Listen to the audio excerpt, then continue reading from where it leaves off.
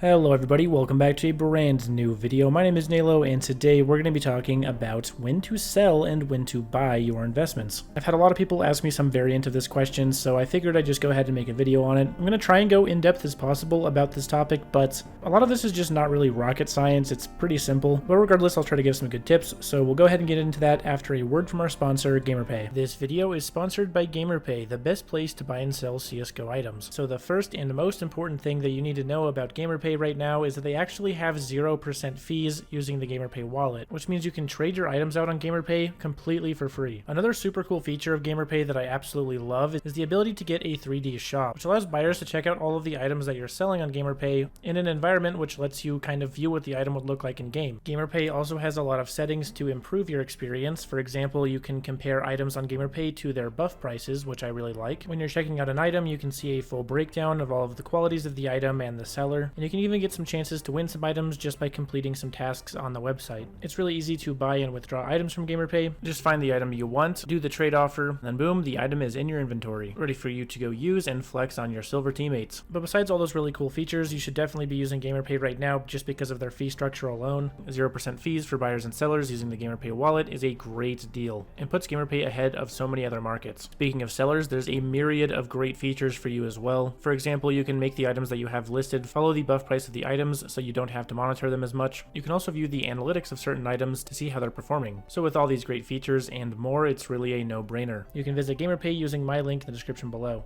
Okay, so we're going to start off with the more simple part of this, which is buying investments. So obviously when you're buying an investment, it should be done at a low price. The question is, when do those low prices actually occur? So for the most part, higher prices are a result of more hype in the game or just more people playing. For pretty much the entire history of the market, that sort of metric has always kind of lined up linearly with the prices of items. So generally speaking, and although it's pretty obvious, lower prices are going to be more available when the game is not as hyped or when there's not as many players. Again, it's not rocket science, it's just the most historically accurate metric. Now luckily there's plentiful data to help you determine when the market is actually more going to be in a rut. We have Steam charts which allow you to see how many people are actually actively playing CSGO, and if you combine that with something like the eSport Fire indexes, which I'll leave a link to in the description below, those two pieces of data should give you a pretty good idea of if items are expensive or if they're cheap. Now again, generally speaking, you want to buy when items are cheap. Buying or holding items when they're peaking is usually not a great idea, and I know for most people that's obvious, but I have seen some investing geniuses not be able to figure that out,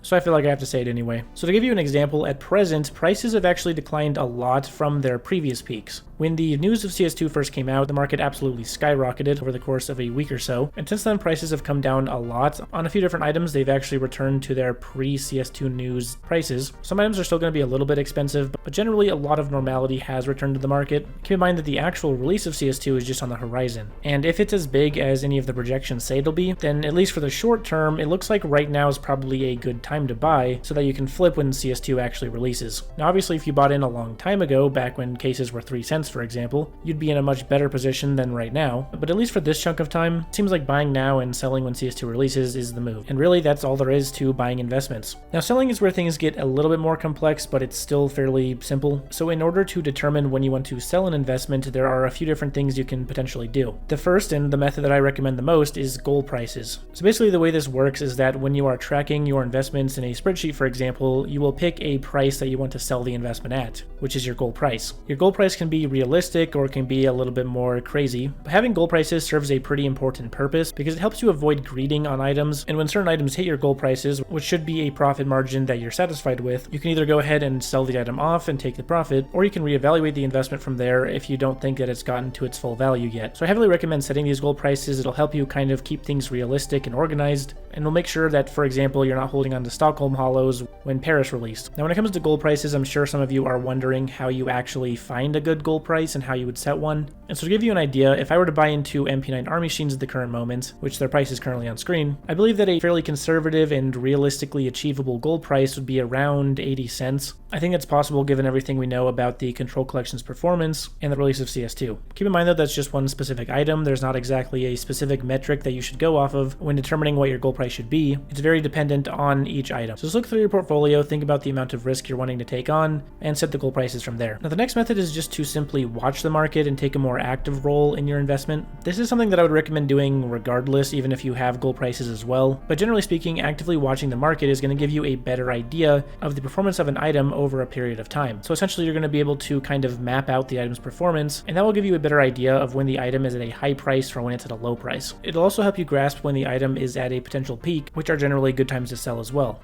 Now sometimes you might invest into an item that has something that's generally referred to as a hype spike. So in the CS market, hype spikes generally occur for stickers, especially autograph stickers, and these are cases where a team or a player goes bankrupt or retires, and their sticker starts to skyrocket in price. A big example is the Copenhagen Flames stickers. When Copenhagen Flames kind of went under, those stickers absolutely skyrocketed on the market, and for those people that invested in them earlier, it was a very good time to sell them off. Keep in mind when it comes to hype spikes, they're generally very temporary. They sort of just make things explode in one little instance, and over the course of a day to a week, depending on the liquidity of the item will normalize and go back down. The peaks that are reached during these hype spikes are generally not achievable in the short term, so it's usually a good time to sell off if you happen to have an investment that has one of these spikes. But to circle back, the best method for the majority of investors is going to be the goal price method. It's just a good, organized, solid method that is going to generally help you to prevent your greed and help you prevent situations like that are on screen. So to sort of end off this video, I just wanted to give you guys a few different tips about buying and selling investments. Firstly, if you sell an investment with a profit, it's always a W. You should always consider it as such. Regretting not selling for a higher price later is usually pretty futile because you don't own the investment at that point anyway, and it's not like you can sell it at that higher price. So the most that I would do is just sort of take it as a learning experience and then move on to the next investment. Once you sell the investment, the price that you sell at is out of your control. So if the item continues to go up and you could have made more money,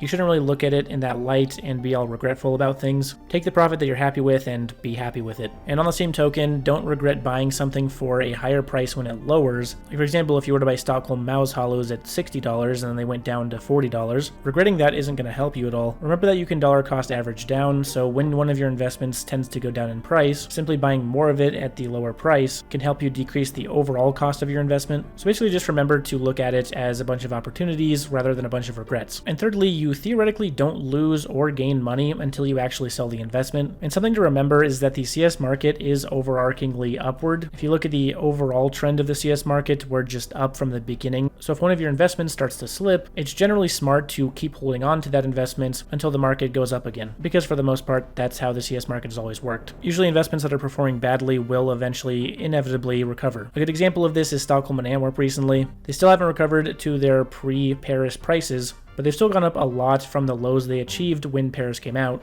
For example, the Mouse Hollow is basically 2x what it was when Paris came out and nuked its price. So the point is, investments, generally speaking, do eventually recover. Selling at a loss is not really a good idea. So that's about all I have to say. I know a lot of this was probably obvious information to a lot of you, but to some of you beginners, hopefully this was helpful to some degree. Thanks a lot for watching, guys. I really appreciate it. Hi, it's me, the Red Power Ranger from Yemen.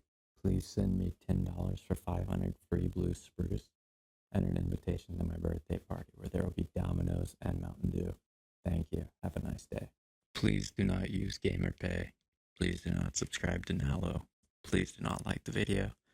And please subscribe to Fano. Thank you.